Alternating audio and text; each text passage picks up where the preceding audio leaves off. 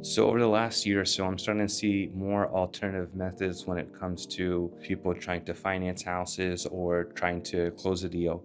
One of those that I want to talk a little bit about today is called a contract for deed, something similar to that as a subject to, and we're starting to see more and more of these. And I had a listing where someone was trying to do something similar like that. And I reached out to my attorney and asked their opinion. And of course, they said it's not an ideal situation.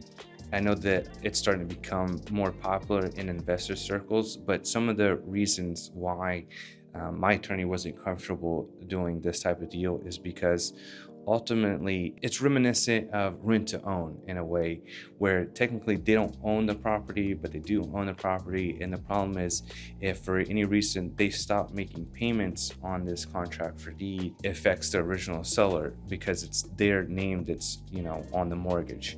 And then also for you have to being able to get someone out of the property, another problem with this is it's not like you're just going to evict them. You're going to have to go through a foreclosure type situation.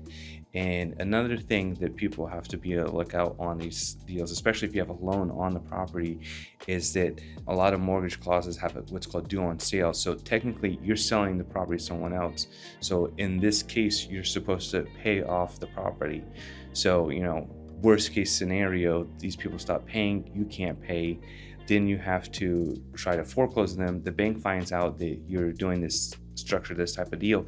Now they want all their money up front, and it could just get you into a lot of trouble. I know a lot of people like the idea of this, or in the investor circles, people like it because essentially, you're just putting 10% down, 20% down, whatever you negotiate, and you're taking over these people's payments. And a lot of times they have a good interest rate because of, they bought during COVID or whatever.